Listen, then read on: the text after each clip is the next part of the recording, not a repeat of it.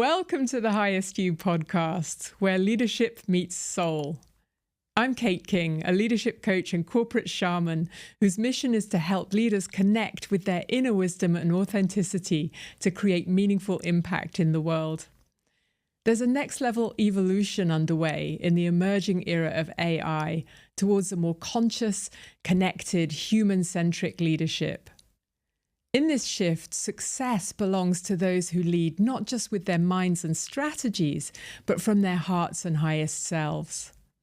Each episode, I'll be chatting with founders, CEOs, and change makers who've embraced this journey. Leaders who know that creating extraordinary results starts from within, from who they're being. So if you're curious about how to develop more purpose, presence, and impact in your leadership whilst becoming the best version of yourself, you're in the right place. Welcome to the Highest You. Let's begin. So I'm delighted to introduce the guest for the episode today, Mark Stoleson. Mark has been the CEO of Legatum Group since its inception in 2006. And Legatum is an investment partnership with offices in Dubai and London. Since then, Legatum has stayed true to its founding mission, which is helping people prosper through the strategic use of its capital and ideas. Sounds good. So, Mark, tell us a little bit about what makes Legatum special. Kate, great to be with you, first of all. And exciting to be on the Kate King podcast. What makes Legatum special? I mean, Legatum is, like you said, it's an investment partnership. It's an investment firm. It's been around for 20 years. But what makes it unique is that it has an authentic mission. So 18 years ago, the four partners of Legatum sat down and decided we want to build a world-class investment firm, but one with a purpose, an authentic purpose at the middle of it. And we crafted this together over the first year and spent a lot of time trying to find a way to express ourselves and what we thought a purposeful life would look like through the vehicle of business and investing. And what we came up with was Legatum's mission is to generate and allocate the capital and ideas that can help people prosper. So I can unpack that further for you, but that's the mission. The day job is to make money. It's to generate capital. Without that, we're not able to do anything. Mm-hmm. But with that capital, can we use it to help people prosper? And the last 18 years has been a journey of figuring out how to express that in a tangible, authentic, impactful way. And we've done it, in several different ways that I can tell you about later. Well, you've done incredible things. And, I know that you have 5 philanthropic vehicles alongside the main investment company. Maybe you could just tell us about one or two of those to give us a sense of the things that you guys are engaged in. Yeah, sure. So again, Legatum uses its proprietary capital. That also makes it a little bit unique. So we're not investing any outside investors' capital. So we just answer to ourselves. That gives us a huge amount of freedom and a lot of latitude in what we do. So provided that we do our day job well and we increase our capital, which we've done really successfully over the past couple decades, then we have something to work with. Mm. And we are constantly on the hunt for highly, unusually, disproportionately impactful philanthropic investments as well. And I call them investments, not because we make money from them, but because we use our investors' mindset to allocate capital, to analyze the investment, to look at the return on investment. It's just how we think. We can't separate our minds from philanthropic and sort of investing in capital markets. So one example would be something called the End Fund. And the End Fund was born just from one of my partners reading the FT about intestinal worms, found out that 1.5 billion people on planet Earth are afflicted by these things. Mm-hmm. They can make you blind, they can make you lame. They keep kids out of school, they keep people from going to work. These are terrible diseases, and you only find them in the least advantaged communities on the planet. Yeah. So what can we do about them? Well, they don't exist in the Western world. Why is that? Because the medicine is available. Mm. So having done our research, like a good investor would, we found out that you can get these medicines for 50 cents a person, 50 cents a treatment.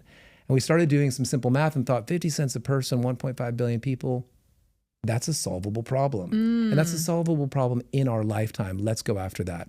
We spent 10 years doing a deworming campaign in Rwanda and Burundi. We treated 8 million people a year. And over those 10 years, the disease prevalence came down dramatically. The End Fund was born as a way to, again, borrow from the investment world by collaborating with other people, collaborating with other donors, pooling capital together and allocating it towards this very, very impactful idea. And today the End Fund is operating in 32 countries. It's done over 1 billion treatments. It's the largest privately funded deworming campaign in the world. Beautiful. Amazing. But one example. Yeah, and it's a great example. So I'm curious about what you see as the responsibility of business. So, do you think that human flourishing figures alongside profit? I don't know if you can have a successful business without helping people flourish. And flourish is it's sort of a fancy word. I think the word that I would use is serve. Can you have a successful business if you're not serving other people? And my answer would be no. At least it won't be very sustainable. And so I think every business has to figure out how to serve its customers, how to serve the people that it's trying to reach. But the number one demographic that you're trying to serve as a successful business is your own people. Because without the human capital, no business is going to make it's not going to have sustainable success. And you're clearly a man on a mission. So tell us about the mission that you're on and how you discovered that. So I've described the mission of Legatum. It's to help others prosper. But where does that come from? I think it's as simple as age-old principles of loving your neighbor, of looking after the people in your family and in your community. Different countries, different nations, different cultures do this differently. The way that I was raised, we did that literally. So in middle class America, and this literally happened, like if the widow down the street had her roof blown off in a storm, it would be my father grabbing me and some other people, and we would go over there and you would fix that roof. Why would we do that? I don't know. I didn't know then. It's because that's what you do.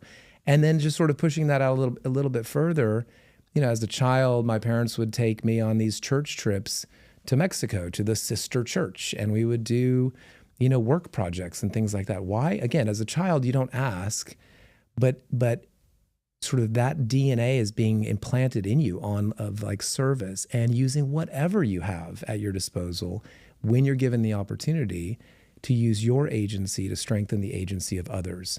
So I think Legatum, in a lot of ways, is just a larger version of that same desire to live a purposeful life, and one that has some meaningful and positive impact on the lives of other people. Beautifully expressed. And, it's clearly something that runs very deep for you. That's, it's a value that you were brought up with.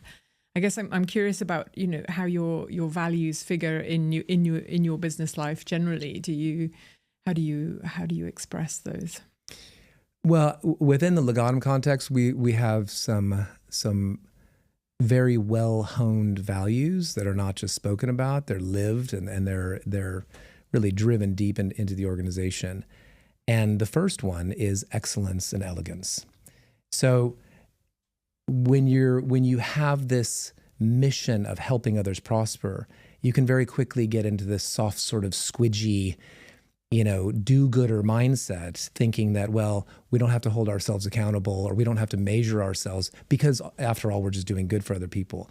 I totally reject that. So we want to bring the same excellence to our investment business and across the board in everything that we do, and also express that in the philanthropic work that we do. So let me give you one example of what that looks like practically. So we have an office in London. It's a beautiful Georgian building in Mayfair. And we recently had some team changes, and I came through there and looked at it. It was gleaming. It was beautiful. It's an amazing team. And I went to get some staples for my stapler. And I went into the cupboard in the printer room, and I saw that someone had just, sort of thrown a bunch of stuff in there, and it was all in disarray. And to me, that's a situation where you have 95% excellence and elegance. But if you want 100%, you have to drive that through the entire organization from the point of entry all the way to the back of the cupboard, and have everything in order, have everything excellent, and everything expressing that value if you want it to be true and if you want it to run deep in the organization. I love that. How you do something is how you do everything. And if you're going to live values, you live them through everything that you do, even down to, Well, that's right. I mean, otherwise you have dissonance, right? You have dissonance. And you can see that in an organization. If you dare to express an exciting and big vision for we're going to help people prosper. Well, if you're not helping people prosper inside the organization first as your number one priority, that's going to create dissonance that will ultimately unravel your entire mission. And so it's making sure that you are true through and through with the values that you speak and the values that you live, and also having the mechanisms in place to hold yourself accountable. Love it. Starts inside, and it starts with you as the leaders as well, doesn't it? You know, if you're not living those values, your team aren't going to live them, and then you're not going to be able to live them in the outside world. And I love the idea of dissonance. We've all seen organizations where, you know, they espouse certain values, they have, you know, nice things on the wall that have the values written, but actually they're the reality is a long way, and you know that just breeds you know, a feeling in people of real discontent, doesn't it? Because sort of, you know, that this is not real. This is not true. Well, absolutely. I mean, anyone that has been in any organization knows that culture comes from the top. And if you go to a bank and you get mistreated sort of at the retail level, you know that something is amiss somewhere within that hierarchical structure. And it's the same in any organization. There's a great phrase that I heard from a pastor who said that the pews can't rise higher than the pulpit.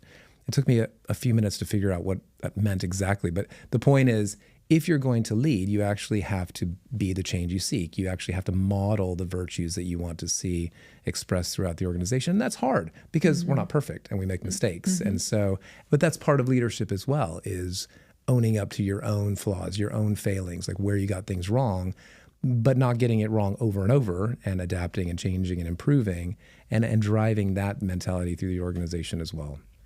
So I'm glad you know, I want to pick up on something you mentioned, which was about kind of not being squishy do-gooders. I think was the expression, which is kind of is really beautiful. That there's a level of accountability and kind of toughness. And you know, I know you as a leader, and I think you know you're pretty demanding as leaders go. I would say, you know, tough, demanding leader with high expectations. And so, how do you balance that with kind of caring, and you know, how do you see those things work together? One is a book that has become very important to Legatum is a book by a woman called Kim Scott. It's Radical Candor. It's outstanding. And she boiled down to me what it looks like to truly care about people. And that is, first, to start from a place of authentic care. You actually have to truly care about that person as a human being and as a member of your community. But then radical candor is a form of love. It's a form of deep care. Why do you give radical candor? You're telling someone that they can do better, that you expect more. The reason is because you want them to be better. You want them to live their best life, to have the best opportunities.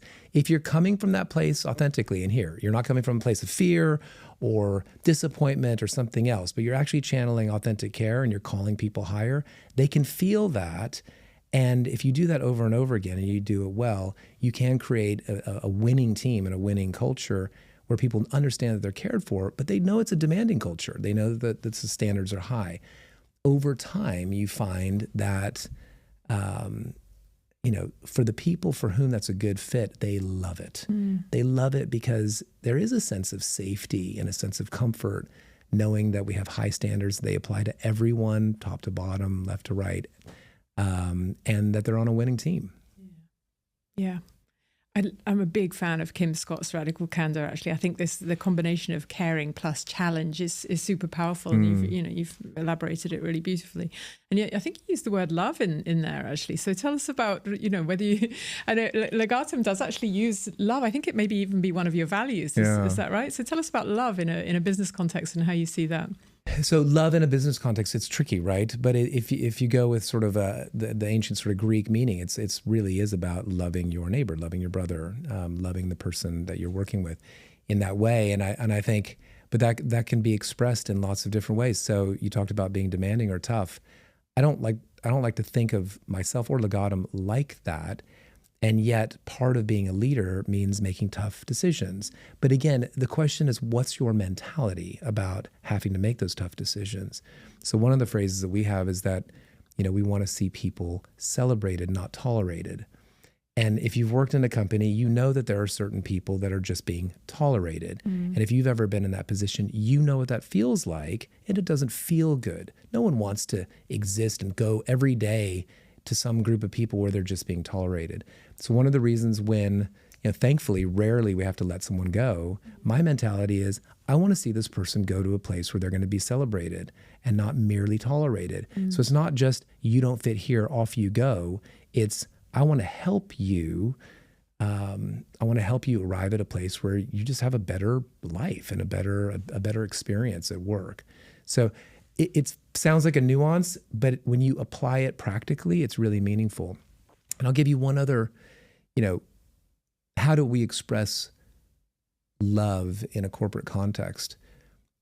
Well, one of the things that I started to do maybe 10 years ago, and it radically changed me most of all, was something that I learned from another CEO. And that was, when you do let someone go, is to take the time to actually write them a letter, like an old-fashioned letter, that spells out what positive contribution they made to the organization. Now, why would you do that? In my case, you know what? I took it personally. When people left, even for good reasons, because it's a burden, it's a problem. It's a problem for me. It's a problem for the organization. And if people left under bad circumstances, my mentality was, well, kind of good riddance. Off they go. That's at as I matured and as I kind of grew up as a leader and wanted to do better, one of the hacks was writing these letters. What I found was that every person, regardless of how they left, had made some positive contribution. And I wanted to call that out, and I wanted to memorialize it in a letter, beautiful letter on a beautiful letterhead. And some people never responded. Some people came back to me and said, I've never received a letter like that in my life. I sent it to my dad, or my wife put it on the refrigerator.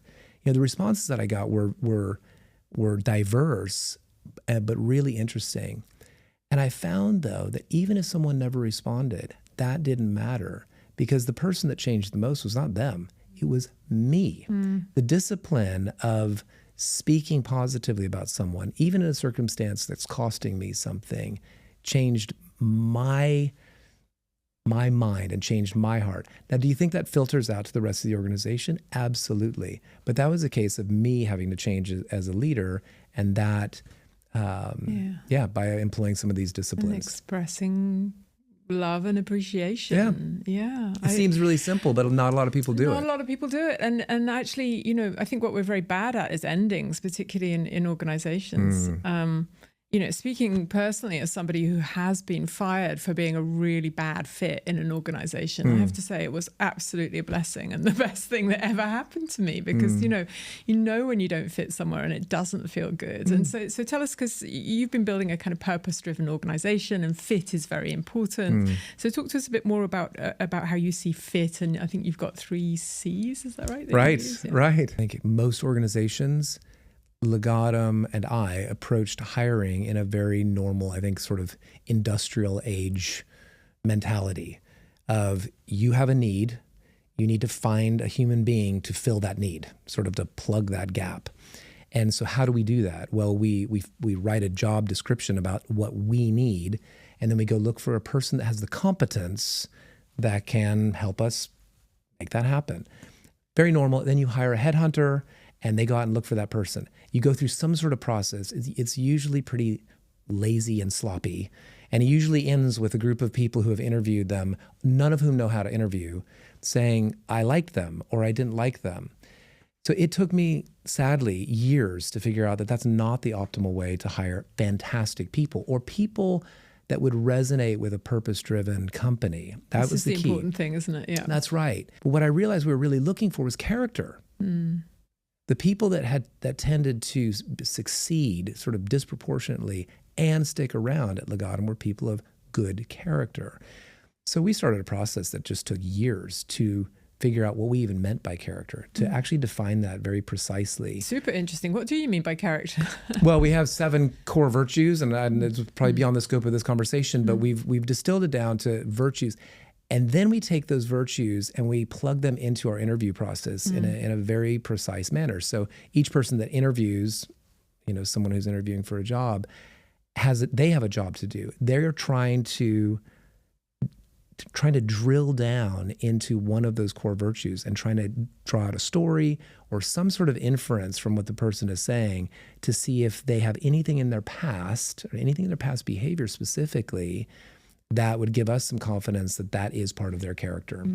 But the number one revolution really in our hiring was in looking for competence and character, but then actually inverting the two and saying, actually, what we're going to do is we're going to look for character first and competence last. Character, commitment, and competence. Now, do the people have to be competent? Of course they do. That's obviously an absolute must-have. But by looking for people of character first, it started to shift even the way that we went looking for people. We stopped using headhunters a lot, or as much as we had, started relying on our network instead. We made sure that we were eating with people, like actually breaking bread with people and spending time inviting out people's spouses so that we could actually get to know them in the context of their most important relationship. And these types of things to try to do our very best to understand a person's character. And then their commitment. They had to have some demonstrated history of some activity that would tell us that that Legatum's unique mission would resonate with them for the long term. And then competence obviously last. Once we started to do that, we found that just the quality of people that were coming through the door and the amount of interviewing that we had to do went way down. The quality went way up. And, today we're in Dubai today, which is a very, very transitory city. People come and go, usually in sort of 2-year stints. And we have almost 50% of our team has been with us for 10 years or more. In Dubai, that's unheard of. Yeah. Why is that? And I'm speculating, but I think it must be because of the culture that we've built. People want to stay. Yeah. People want to make it their career, their community. I love that. I love it. And you've taken the time to really kind of get to know who they are as people, to see, whether they're gonna fit. And I think, I couldn't agree with you more. There's loads of people who could be competent to do the job, but actually it's not enough. You need right people and right seats, and right people, as you say, is about the fit for the organization. They're gonna be people who are going to make a really positive contribution to the mission that we're on, because it's different when you're building a mission-driven organization. You need people who care about the mission, right? So we had to learn all of those things by making mistakes. I mean, I'm talking to you after now 18 years as president or CEO of Legatum, and so these are hard-won lessons. And and when you're leading, the cost of mistakes is added up in people and in relationships. And so we've definitely paid the price, but we have been able to distill a few concepts that I just think would travel well and could be expressed. So we have 40 people in Dubai and another sort of 15, 20 in London. And that's not a large group of people. So would this approach work for, a team of 3,000 or 5,000 or 100,000? I suspect so. You would just need different processes. Yes, no, it does. And actually it becomes, from my point of view, it becomes even more important because, when you're hiring a team of 40, you can be very personal and hands-on in terms of that. The larger you get, when you get beyond kind of 90 or so people, the last hire in is the weakest link in the chain. And so you need to make sure that you really have a good understanding of what you're hiring for, such that, when you do expand and it's not you personally doing the hiring anymore, that actually they're strong links in the chain, and it just carries on that culture. So, I think it is scalable. It's great advice. So, you've mentioned your background of kind of church going, and I just want to explore a little bit about your how your spiritual beliefs and how your leadership aligns with those. Can you talk to us about Absolutely. That? Yeah, happy to. So my faith absolutely drives everything in my life, or I'd like to think so as best as I can. So I was raised in a Christian family, and that's what I believe. But not just Christian as a religion, but actually wanting to follow the person of Jesus Christ. So that is really important to me. And I normally wouldn't wear that on my sleeve. Legatum it's a secular organization, but I feel like when you really do believe something and it's important to you to express your beliefs in a consistent manner, it absolutely provides some checks and balances in terms of what you do and how you think. And definitely, Legatum's mission in the world, why are we even doing that? Like, we don't have any clients. We don't have anyone to market to. So really, you just have 4 partners who have just resolved to live their life this way. And I can speak for myself, they can speak for themselves, but it absolutely comes down to the belief that what I do within this very short life that we have actually matters. And that I will be accountable for what I do. So I want to do it to the best of my ability. So, but how do you do that? I think it all comes down to, again, that sort of golden rule of just love your neighbor as yourself. And if you can do that well, you find that you benefit from healthy and good long-standing relationships. But you can find that if you can express that in business, you can have a successful business as well. I mean, one of my, as I was thinking about this conversation, just for some reason, the Four Seasons Hotel popped into my mind. And that story and Isidore Sharp and how he started the Four Seasons has always stuck with me because it's my favorite hotel in the world. Why? Because it has such a huge emphasis on service. And I read his book, and he talks about just basically trying to treat people the way that he would want to be treated. And that went from putting hair dryers in a hotel room, which was novel at the time, and putting TVs in cabinets and not little things, giving each employee like I think it's a $500 or $1,000 sort of expense account to take care of any guest's need. Why is that? Because that's a person who's saying, gosh, I wish they would take care of me like this. I'll do that for other people. And again, you can apply that principle in any industry, in any business, that mentality of service. And so while my faith drives how I think about business, how I think about life, it's also just common sense.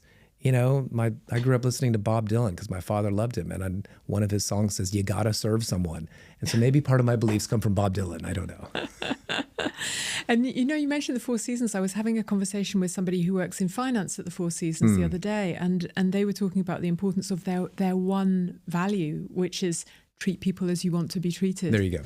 And he was talking about that was absolutely the most. So that goes right through their business. And the person in finance knows exactly what that means. The problem is that if you wrote a book with that principle, it would be like 1 page long. And so no one would ever buy it. But you could do a whole lot worse as a business leader than just applying that one single principle. Yeah. I love that. So what challenges, if any, have you experienced in aligning, your leadership with your religious, with your spiritual beliefs? I haven't faced any challenges that in that specific way, like with my faith and how I want to express that tangibly. But, again, over 20 years of leadership, you have to grow and you have to adapt. And so you have to work through a lot of challenges. One that comes to mind is when we started Legatum, we'd had very few systems or processes or, methodologies for building culture. And at some point we instituted a 360 review process. And I thought that would be a great idea. But then I realized I didn't have anyone to review me. And I thought, well, that's a slight gap. So everyone gets reviewed other than the CEO. Yeah. And so my thought was, well, look, let's be super transparent and let's have everyone review me. So I'm the only person, everyone else has, I think, 7 people that's in their sort of review cohort. And I get reviewed by everyone. It's voluntary. You don't have to. And just to make sure people aren't too shy or worried that I might discern who it is from their writing, because it's all anonymous. We have a box in our cafe, and you can go old school and put your comment in a box, and it gets read. Everything gets collated by, we've got a data analyst who's amazing. And so I never see any of it. And what he does is he gathers it all together, kind of processes it, and then does these great visualizations of like, what are people saying to Mark? So then I get that report. And we go a step further, which is I then present it to the entire company. And I get up in front of everyone and talk about, here's what I think you're saying to me. And not just here's what you're saying to me, but here's what I'm going to do about that. I can't change myself. I can't suddenly become a totally different person. But I can definitely do one thing. I can definitely take one step in the right direction. So many years ago, the number one piece of feedback I was getting from multiple people was, Mark is unapproachable. That doesn't sound very good. So my first reaction to that was, what are they talking about? How dare they? And my first reaction was, well, I was a little defensive. I thought, well, I'm not really a water cooler kind of backslapping type of person. I like sitting at my desk. I like grinding out work. And I focus and everybody should focus too. We don't need to chit chat. But then thankfully, after a little reflection, I thought, okay, they're definitely telling me something. What am I doing that's giving them that impression? Yes. As I started to observe myself, I realized I had a few little habits. So we sit on these long banks of desks, like on a trading floor, and I sat at the very edge of one desk. And I, kind of had an out-of-body experience to watch myself as one of my colleagues walked up to my profile, up to my left side, to say something to me. And I kept my keys on the keyboard, and I looked at them, kind of up and to the left over my shoulder. Now, what am I telling you in a nonverbal way? And as I thought about that, I thought, I'm saying to you, whatever you have to say to me is less important than what I'm doing on my keyboard right now. Like your leg could be falling off, but I have something more important to do. And I thought, oh, maybe that's a little clue. Maybe that's what people are saying is not approachable. So I stood up in front of the whole company and said, look, I've noticed this about myself. I like to work. I'm in the zone, but I'm telling you that you're disturbing me. So I just resolved to stop what I'm doing and turn my chair and look at you like shoulder to shoulder. And that one nonverbal body movement of saying whatever you have to say is more important than whatever I'm doing is one thing that I can do.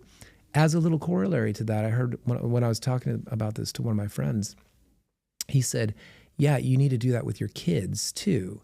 And if your child walks up to you while you're on your laptop at home, which happens a lot, literally physically close the laptop.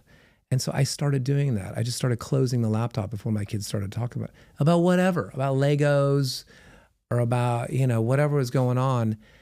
And I could feel something happening, maybe in me or in them. Like when you actually give someone your undivided attention, it's telling them they're important.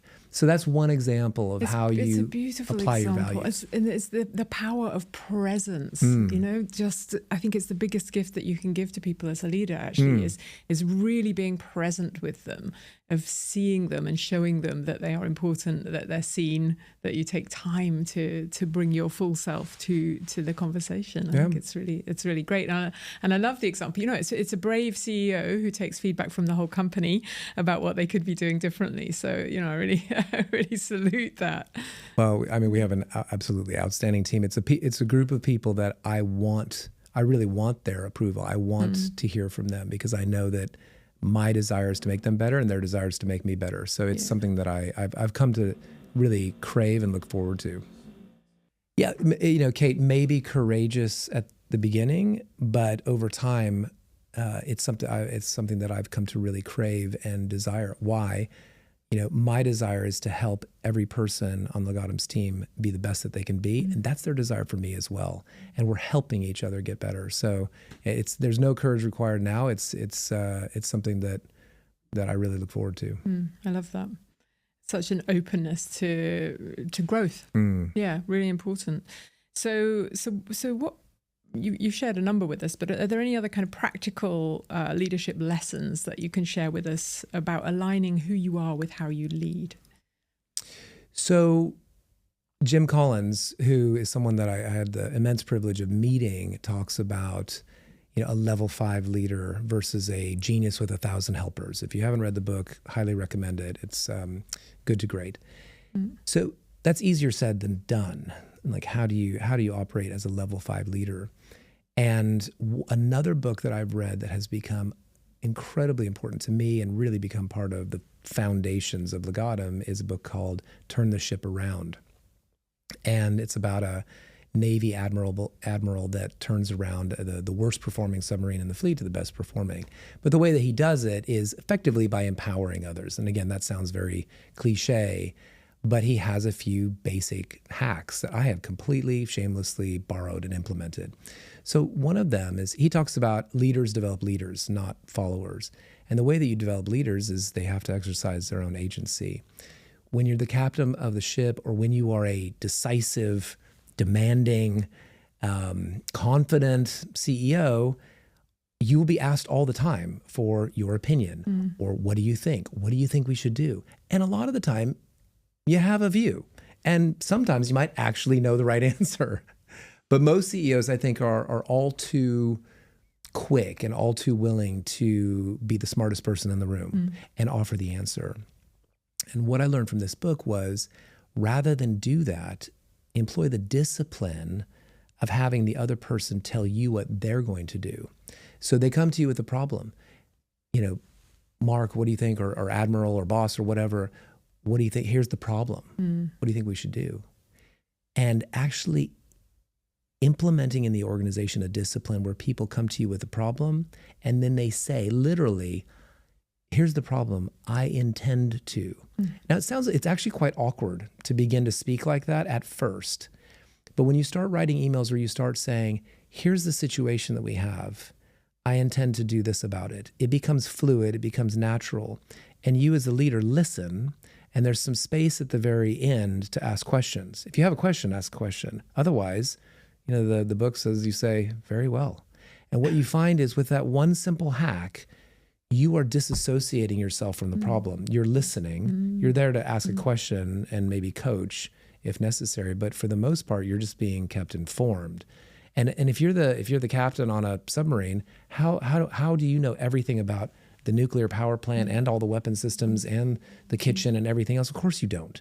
So you really need to rely on, and he talks about pushing authority to information. The people that are closest to the information should have the most authority. And so by implementing those types of ideas with discipline and doing it relentlessly until it really takes hold, that begins to change the culture. The other one we also borrowed from the military, and it's, apparently some sort of special forces communication technique, which is bluff, bottom line up front. And so how many times have you read an email from someone and you're reading this very long email and you have no idea what they're talking about until the very end, they give you the request or they give you the punchline. Now you've waded through all of this extraneous information. So bluff says, actually spell out right at the very beginning, I'm writing to ask for your agreement, or I'm writing to ask for your approval, or I'm writing to inform you of this. And then the rest of the email is all of the sort of description if you want more information. How much time does that save? How much more efficient is that? But it also helps the person think about what precisely is it that I'm trying to communicate.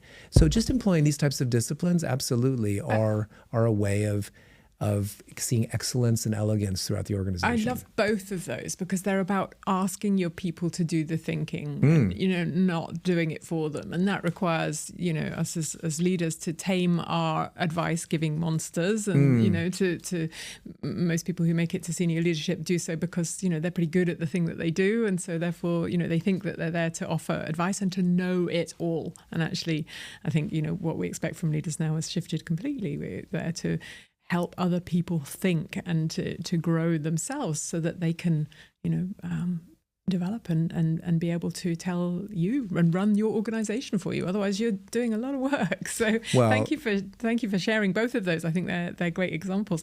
I just got one final question, if I may, which I'd like to ask you about, which is what practice do you have that is the most helpful for your own personal growth and expansion? So practices. So two things. One, I like to stay busy, and I'm the type of person that gets up early, and I love to work, and so I can get very busy and very engaged in what I'm doing. And for me, a practice of stillness and quiet, and it's a discipline for me. I don't enjoy that, but my sort of meditative practice is prayer and intentional prayer, sort of scripture reading and prayer. It's a quiet time. But if I don't do that on a regular, consistent basis, the wheels start to come off in my life. And so, that keeps me grounded, that keeps me focused, it keeps me on track, more or less. But the other is again, like, so much of business success seems to be just perseverance, just not quitting. Again, like U.S. military, the Delta Force talks about the 20-mile march, or you put one foot in front of the other and just don't roll over. And so it may be because of that, one of the practices that has, I think, kept me going is just endurance athletics. So I did triathlons and ultra marathons and things like that for many years. And now I'm enjoying a sort of a new thing that's called Everesting, where you climb the vertical feet of Mount Everest, 29,029 feet in 36 hours. And it's really horrible and miserable. And last year I did it in Canada and it rained the entire time. But it's those types of endurance events that for whatever reason, I keep going back and doing them. And every time I'm in the middle of them and I'm asking, why am I doing this? Like why in the world did I sign up for this? Why are you doing this? And I haven't found the answer to that question, but I do keep doing it. And I see the benefit of it is there's just a great metaphor for business. It's not always fun and games. It's not always skipping through fields of daisies. It can be hard and can require you to dig deep. And so once a year, a couple times a year, I will go do an event like that.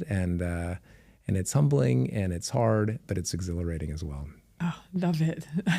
Yeah. Doing things that are hard. Doing hard things. Yeah, doing hard things. That's great. That's beautiful. Well, listen, thank you so much for coming and for sharing the insight and wisdom that you've gained from the last 18 years of your dedicated practice at Legatum. Thank you for sharing. Well, it's been a real pleasure to be with you, Kate. Thank you. Thank you, Mark.